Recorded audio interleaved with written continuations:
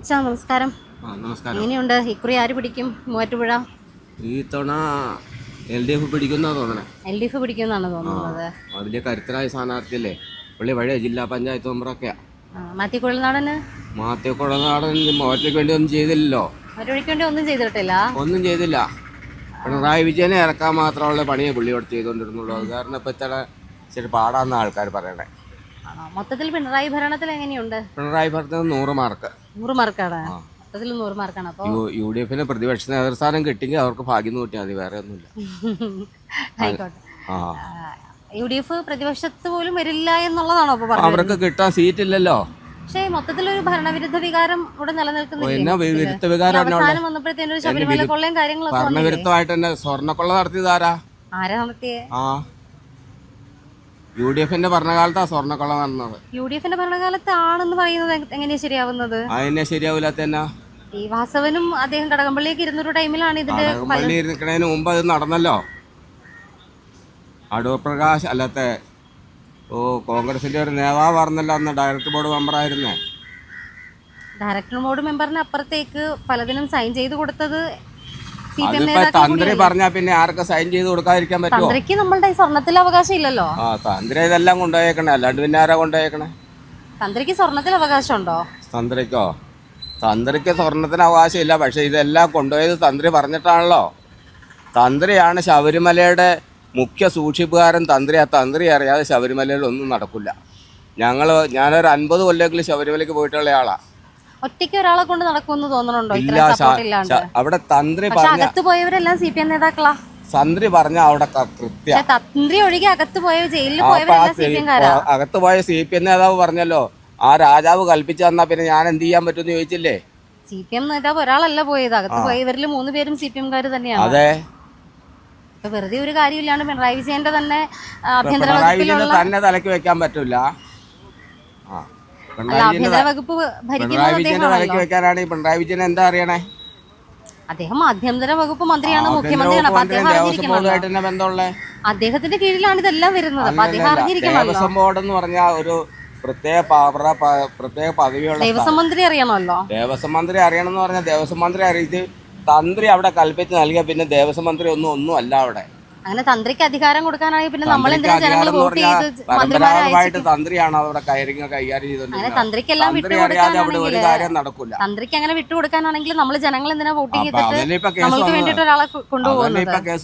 തന്ത്രി അകത്ത് പോയത് തന്ത്രി കോടിക്കണക്കിന് രൂപ ഓരോ പൊട്ടിയ സഹകരണ ബാങ്കിലൊക്കെ നിക്ഷേപിച്ചിട്ടെന്ന് പറഞ്ഞിട്ടില്ലേ? അത് എവിടുന്ന് തന്ത്രിക്ക് കിട്ടി? തന്ത്രിക്കൊപ്പം തന്നെ പോയവരും ഇതിന് ഉത്തരവാദിത്തം പറയേണ്ട ആൾക്കാരല്ലേ ചോദിക്കുന്നത്. തന്ത്രിയുടെ കയ്യിൽ കിട്ടിയിടത്തോളം കാശിന്റെ കണക്കൊന്നും അവരുടെ പേരിൽ പിടിച്ചിട്ടില്ലല്ലോ. എല്ലാവരുടെയും പേരിൽ വന്നിട്ടുണ്ട്. പേരിൽ പൈസ ഒന്നും പിടിച്ചിട്ടില്ലല്ലോ. ഒരു സ്വകാര്യ ധനകാര്യ സ്ഥാപനത്തിൽ നിന്ന് പൈസ പിടിക്കാണ്ട് അവരെ വെറുതെ കൊണ്ട് പിണറായിയുടെ ആഭ്യന്തര വകുപ്പ് ഭരിക്കുന്ന അല്ലെങ്കിൽ പിണറായി ആഭ്യന്തര വകുപ്പ് ഭരിക്കണമെന്ന് പറഞ്ഞാൽ കോടതിയല്ലേ അന്വേഷണം നടത്തണത്? പിണറായി ആയിട്ട് തന്നെ ബന്ധം. അദ്ദേഹമാണ് ആഭ്യന്തര വകുപ്പ് മന്ത്രി. കാര്യമില്ല. ഒരു സ്പെഷ്യൽ ഇൻവെസ്റ്റിഗേഷൻ ടീമിനെ കോടതി നിയോഗിച്ചു ചെയ്യാനുള്ള അവകാശം മുഖ്യമന്ത്രിക്ക് ഇല്ല. മുഖ്യമന്ത്രിക്ക് അങ്ങനെ അതിൽ ഇടപെടാൻ പറ്റില്ല. മുഖ്യമന്ത്രിക്കല്ല, ആഭ്യന്തരമന്ത്രി കൂടിയായ മുഖ്യമന്ത്രിക്ക് ഇടാൻ പറ്റില്ല. അതായത് സ്റ്റാറ്റ്യൂട്ടറി പവറായിട്ട് അവര് സ്പെഷ്യൽ ടീമിനെ കോടതി നിശ്ചയിച്ചതാണല്ലോ. അവരെ അന്വേഷിക്കണം. അതിന്റെ അകത്ത് ആഭ്യന്തര വകുപ്പിന് ഇടപെടാനും വകുപ്പില്ല. അല്ല, അങ്ങനെ അകത്ത് കൊണ്ടുപോയ CPM നേതാക്കൾ നിരപരാധികളാണെങ്കിൽ ആഭ്യന്തരമന്ത്രിക്ക് അവർക്ക് വേണ്ടിയിട്ട് അവർക്ക് വേണ്ടിയിട്ട് അങ്ങനെ പറയാൻ പറ്റില്ലല്ലോ. ഒരു നടപടി സ്വീകരിക്കാനുള്ള കഴിവില്ലാത്ത കോടതിയുടെ മേൽനോട്ടത്തിലാണെങ്കിലും നിരപരാധികൾ അകത്തിട്ട് കഴിഞ്ഞാൽ ആഭ്യന്തരമന്ത്രി അതിൽ നടപടി എടുക്കേണ്ടത്. അത് അങ്ങനെ എഴുതാൻ പറ്റില്ല. ആഭ്യന്തരമന്ത്രിക്ക് നടപടി എടുക്കേണ്ടത് കോടതിയാണ്. പിന്നെ ആഭ്യന്തരമന്ത്രിയുടെ പവർ എന്താണ്? ആഭ്യന്തരമന്ത്രിക്ക് അങ്ങനെ ഒരു പവർ ഇല്ല. ഒരാളെ പിടിച്ച് ജയിലിടാനോ അയാളെ ശിക്ഷിക്കാനോ അയാളുടെ വിധി പറയാനൊന്നും ആഭ്യന്തരമന്ത്രി അതൊന്നും വേണ്ട. പക്ഷെ നിയമവിരുദ്ധമായിട്ട് ഒരാളെ അകത്ത് എന്തോരം പേരെ അകത്തിടുന്നു. ശബരിമല കൊള്ള മൊത്തത്തിൽ നമ്മള് തന്ത്രിയുടെ തലയിൽ വെക്കുമ്പോൾ അകത്ത് പോയവരിൽ 3 പേരും ഡൽഹി മുഖ്യമന്ത്രിനെ വരെ പിടിച്ച് അകത്തിട്ടുന്നു. സുപ്രീം കോടതി പറഞ്ഞു അത് നിയമവിരുദ്ധമായിട്ട് ചെയ്യാൻ പാടില്ലെന്ന് പറഞ്ഞു. അത് പറഞ്ഞിട്ട് കാര്യമുണ്ട്. അത് കോടതി തീരുമാനിക്കേണ്ട നിയമവിരുദ്ധമാണോ അല്ലെന്ന്. അല്ലാണ്ട് അവിടെ തന്ത്രി ഒറ്റയ്ക്ക് വിചാരിച്ച ഇത്രയും വലിയൊരു കൊള്ള തന്ത്രി ഒപ്പിട്ട് കൊടുത്താൽ എല്ലാ കാര്യവും അവിടെ നടക്കും. തന്ത്രിക്ക് അതിനകത്തേക്ക് തന്ത്രി ശരിക്കും ഒരു ഇത് മാത്രമാണ്. തന്ത്രി ശബരിമല അമ്പലത്തിന്റെ പൂർണ്ണ ഉത്തരവാദിത്വം തന്ത്രി മാത്രമാണെന്നുണ്ടെങ്കിൽ പിന്നെ ഈ 3 പേര് അകത്ത് പോയത് തന്ത്രി പറഞ്ഞു കഴിഞ്ഞാൽ പിന്നെ അവർക്ക് ചെയ്യാതിരിക്കാൻ പറ്റില്ല. 3 പേര് അകത്ത് പോയത് എന്തിനായിരുന്നു? തന്ത്രി പറഞ്ഞ കാരണം 3 പേര് അകത്ത് പോയവരും CPM-കാരല്ലേ? അല്ല, CPM-കാരാണോ കോൺഗ്രസ്സുകാരാണോന്നല്ല. അജയ് തറയിൽ എന്ത് ചെയ്തു? അജയ് തറയിൽ അവന് ഏറ്റവും വലിയ കൊള്ളക്കാരൻ അജയ് തറയിലാണ്. അവനാണ് ആ സാധനം മുഴുവൻ എടുത്ത് തന്ത്രിക്ക് കൊടുത്തു വിട്ടത്, അല്ലാത്ത തന്ത്രിക്ക് കൊടുത്തു വിട്ടത് അവനാണോ?